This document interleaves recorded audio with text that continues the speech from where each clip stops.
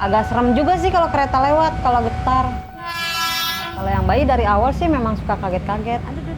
Kalau kereta lewat, kaget. Nah, terus di sini kan getarannya tuh berasa banget, kayak gitu. Terus klakson-klakson juga.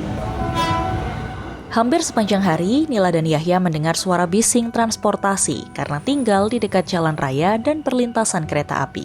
Pengennya sih pindah. Kalau mau di alang apapun juga lumayan kedengeran suaranya, agak bisa tidur sampai malam, sampai jam 12 itu, sampai hilang suara ininya nih, suara tungtungnya hilang, baru bisa tidur. Tadi subuh udah bangun lagi dengar suaranya. Kan kadang jam 3 ada suaranya lagi. Kaget sih bangun, suka jadi cemberut gitu. Jadi gara-gara sakit kepala. Gimana sih ya kalau misalnya orang kurang tidur, kayak kurang energi gitu ya. Kadang tuh kalau misalkan truk-truk besar, kalau bus gitu, apalagi di malam kan, karena trafficnya di sini malam nggak padat, jadi mereka jalannya kenceng.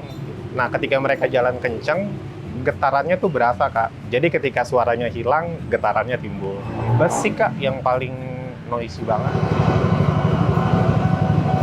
Saya penasaran, pengen tahu tingkat kebisingan yang mesti dialami Nila sama Yahya setiap hari.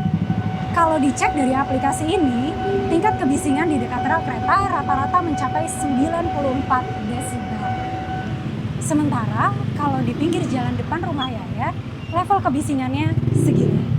Level ini jauh melebihi batas aman suara yang telah ditetapkan WHO, yakni 65 desibel. Sebenarnya, Indonesia punya aturan soal baku mutu level kebisingan. Level suara maksimal untuk kawasan perumahan dan permukiman 55 desibel, perdagangan dan jasa 70 desibel, perkantoran dan perdagangan 65 desibel, serta ruang terbuka hijau 50 desibel.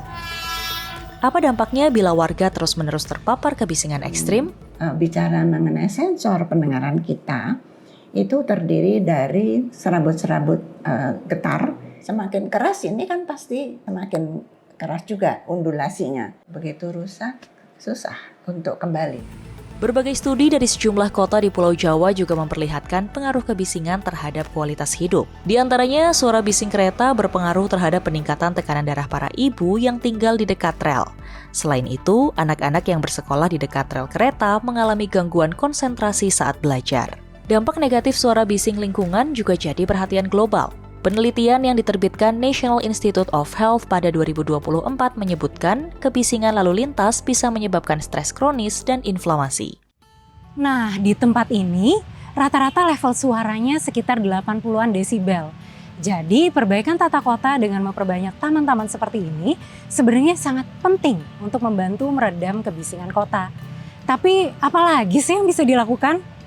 Apakah Permen LH yang membatasi, yang memberikan ambang batas kebisingan di tahun 96 itu masih relevan atau enggak? Jadi sesederhana itu perlu direvisi dan apakah selama ini diterapkan? Bukan hanya soal penegakan regulasi. Menurut Elisa, ada cara lain yang bisa dilakukan dalam mengatasi masalah kebisingan.